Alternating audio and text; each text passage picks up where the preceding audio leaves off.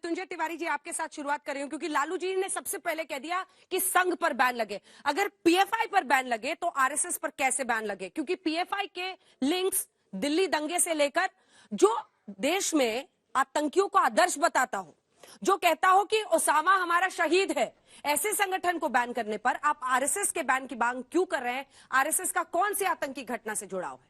अंजना जी, पहली बात, ये भला किसी भी देश के नागरिक के गले ये नीचे नहीं उतरेगा कि कोई भी व्यक्ति आतंकी संगठनों जिनका आतंकी गतिविधियों में संलिप्तता है उसके बैन पर कोई आपत्ति जताएगा। हम सब देश के नागरिक हैं।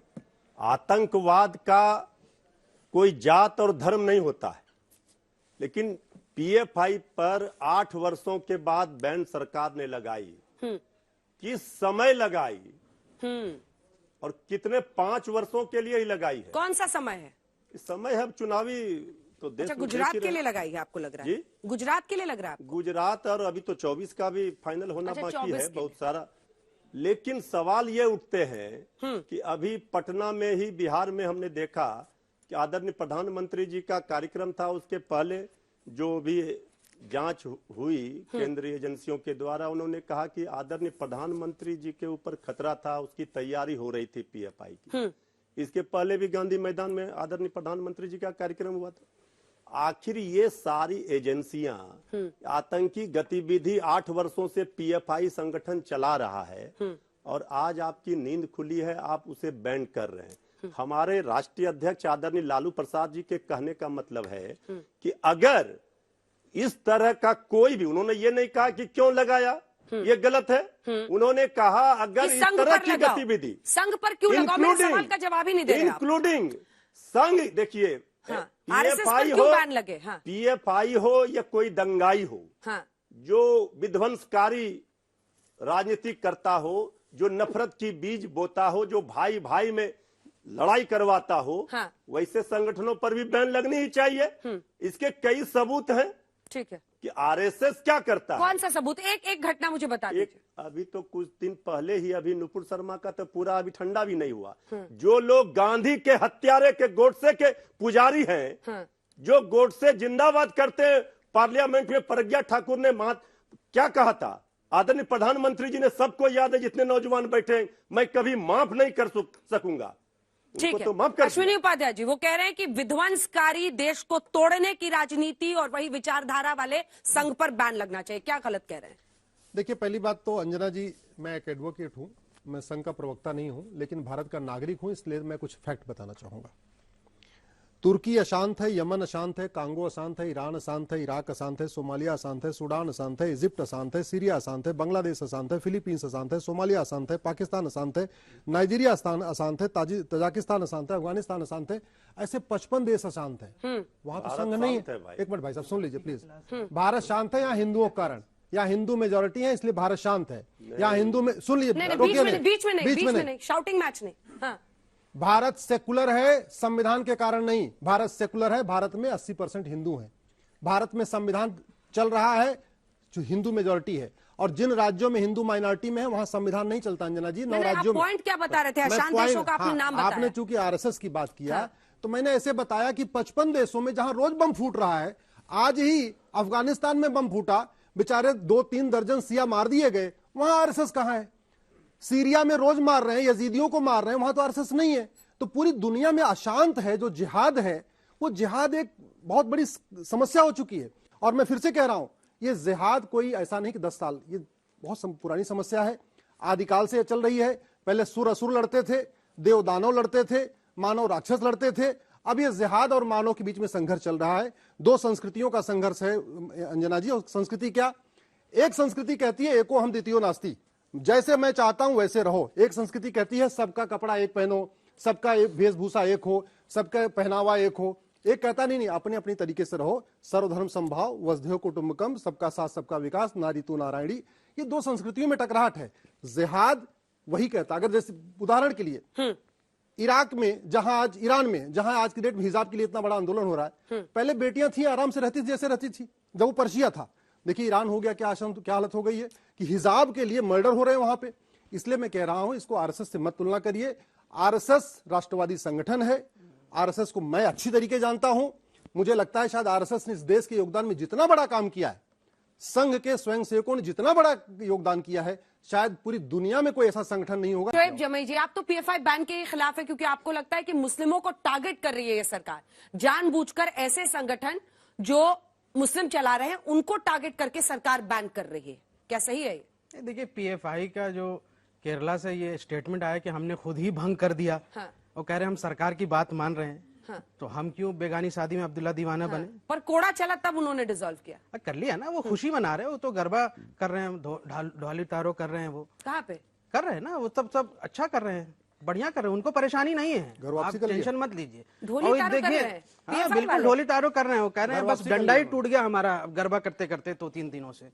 अब देखिए, यहाँ से एक बात मैं थोड़ा डिफर करूंगा, आप कह रहे हैं आरएसएस को बैन लगा दो। अरे आरएसएस की वजह से तो बीजेपी सत्ता में है, कैसे बैन लगा देंगे? बजरंग दल और वीएचपी वाले तो उनको ग्रास रूट कार्यकर्ता है, मंडल मंडल घूमते हैं, कैसे बैन लगा दें? क्या हुआ था यूपीए के दौर में? एनआईए का डॉजियर नहीं था क्या? एटीएस के प्रमुख जो है उन्होंने डॉजियर रिपोर्ट नहीं दी थी? हेमंत करकरे साहब ने, शहीद जो हुए, उन्होंने क्या डॉजियर दिया था?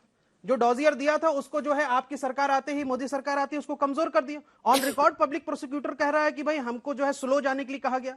क्या यशवंत सिंधे जो इनका आरएसएस का चीफ फंक्शनरी था एक जमाने में, उसने यहां से नांदेड़ के कोर्ट में एफिडेविट डाल करके लिखित में ये नहीं कहा कि 2004 से लोकसभा पहले से ही हमको 3 जगह महाराष्ट्र में बम ब्लास्ट की ट्रेनिंग और बम बनाने की ट्रेनिंग दी गई? कोर्ट में एफिडेविट डाल के कहा है। क्या हुआ उस रिपोर्ट का? एनआईए के डॉजियर का क्या हुआ? और यहां से जब अजमेर दरगाह का ब्लास्ट हुआ तो क्या यहां से आरएसएस के नेता पर यहां से केस नहीं चल रहा है? साध्वी प्रज्ञा का क्या हुआ? ग्राहम स्टेन्स की जब हत्या हुई तो प्रताप सारंगी नहीं थे उसमें इन्वॉल्व, जो मंत्री बनाए गए? आप कैसी बात कर रहे हैं? डॉजियर हो या रिपोर्ट हो, भाई साहब ये उसको नहीं करेंगे बैन, आप समझ लीजिए। इम्प्रैक्टिकल मत होइए, प्रैक्टिकल होके सोचिए। अब सॉल्यूशन क्या है? सॉल्यूशन ये है कि शिकायत मत कीजिए, मत कहिए मम्मी हमको मार दिया गाल में। अरे तो आप भी मारिए, वो आरएसएस का संगठन बनाए, आप भी बनाइए एक ऐसा आइडियोलॉजिकल। आप उकसा रहे हैं लोगों को, आप हिंसा के लिए उकसा रहे हैं। अरे मैं आरएसएस जैसा राष्ट्रवादी संगठन बनाने कह रहा हूं। हाँ, क्या है? देश का राष्ट्रवादी संगठन है ना आरएसएस। मैं कह रहा हूं ऐसा ही एक मुसलमान भी अपना संगठन बनाए, एक राष्ट्रवादी संगठन बनाए, उसमें आइडियोलॉजिकल फ्रंट हो, चुनाव लड़े वो।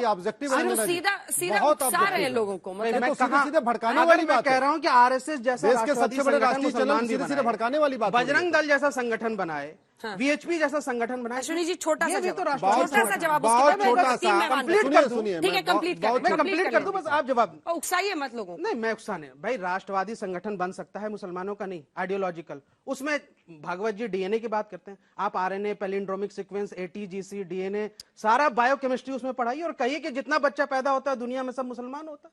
बजरंग दल जैसा जो है कानून के दायरे में रह के काम कीजिए आप। वीएचपी जैसा वो इतने सारे संगठन है, दारुल उलूम और ये सारे संगठन, आप कह रहे हैं कि राष्ट्रवादी नहीं है? मैं कह रहा हूं वो संगठन को क्या फायदा हुआ? ऐसा संगठन बनाना चाहिए जैसा आरएसएस जैसा हो, वीएचपी जैसा हो, बजरंग दल जैसा। पीएफआई वही तो कह रहा था, 2047 के लिए इस्लामिक स्टेट बनाने का ब्लूप्रिंट बनाया हुआ था उन्होंने, मतलब वो आरएसएस के जैसा था। ये आप बताइए। नहीं आप बताइए, आप कह रहे हैं ना कि इस्लामिक आपको सोचना पड़ेगा। पीएफआई आरएसएस जैसा था संगठन, ये आप कह रहे हैं। आरएसएस तो राष्ट्रवादी संगठन है, तो पीएफआई राष्ट्रवादी संगठन है। आपको क्या अगर आतंकवादी संगठन है पीएफआई तो फिर मतलब आपके दिल में अभी भी धड़क रहा है पीएफआई? मेरे को तो नहीं धड़क रहा है, आप बताइए। आपने अभी कह दिया कि भाई पीएफआई भी तो यही कर रहा था, आपके दिल में धड़क रहा है। आरएसएस को आपने इक्विवेलेंस कर दिया। आप गलत तरीके से पीएफआई को आप मानते हैं कि ये एक्सट्रीमिस्ट संगठन है, इसको बैन करना चाहिए। शोएब जमई कल तक कितना पीएफआई को डिफेंड करते थे।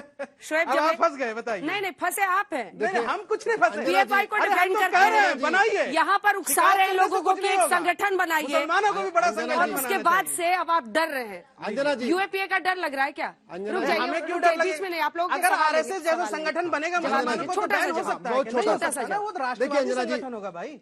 जैसे बुखार होता है तो पहले पैरासीटामॉल दिया जाता है बुखार उतारने के लिए, उसके बाद उसमें फिर एंटीबायोटिक दिया जाता है उसको परमानेंट खत्म करने के लिए। अभी तो केवल बुखार उतारने अभी केवल बुखार उतारने वाली गोली दी गई है बैन करने की। डॉक्टर बन गए। अब इसके बाद परमानेंट आएगा, इसके बाद परमानेंट क्या आएगा? पर परमानेंट, मैं बस कंप्लीट कर रहा हूं। पर्सनल परमानेंट का मतलब मदरसे बंद, पूरे देश में समान शिक्षा, पर्सनल लॉ खत्म, पूरे देश में समान नागरिक संहिता, घुसपैठ के खिलाफ कठोर कानून, धर्मांतरण के खिलाफ कठोर कानून, जनसंख्या नियंत्रण कानून। जब तक ये व्यवस्था नहीं होगी, क्योंकि खतरा किसके लिए, खतरा इन हमारी बेटियों के लिए है। अब मैं जवाब दूंगा। ये पीएफआई चाहता है हमारी सारी बेटियां बुर्के और हिजाब में रहें, ये कोई बाल न खोल सके, ये कोई अपनी पसंद का कपड़ा न पहन सके, ये जितने हमारे साथी हैं छोटा पैजामा पहने, बड़ा कुर्ता पहने, ये पीएफआई की ये सोच है। 2047 का उसका मॉडल है क्या कि सबका एक कपड़ा, सबके ऊपर टोपी, सबका छोटा पैजामा, सबका बड़ा कुर्ता। बस यही करिए आप, हिंदुओं को डराते रहिए कि आपका धर्म खतरे में है। क्या कौन किसको इस देश में जबरन पहनवा सकता है बुर्का? अच्छा सवाल आपने पूछा। हाँ। दुर्योधन का ननिहाल देखते देखते गंधार 100 साल में अफगानिस्तान बन गया। भरत का ननिहाल देखते देखते कैके 100 साल में पेशावर बन गया। तक्षशिला जहां आचार्य चाणक्य प्रोफेसर थे 100 साल में रावलपिंडी बन गया। कुंभकर्ण का कुंभा काबुल बन गया। दुनिया के मैं 55 देश आपको बता सकता हूं जो 100 साल में कन्वर्ट हुए, ऐसे जिहादियों के कारण खत्म हुए। इस जिहादी सोच को खत्म करना जरूरी है।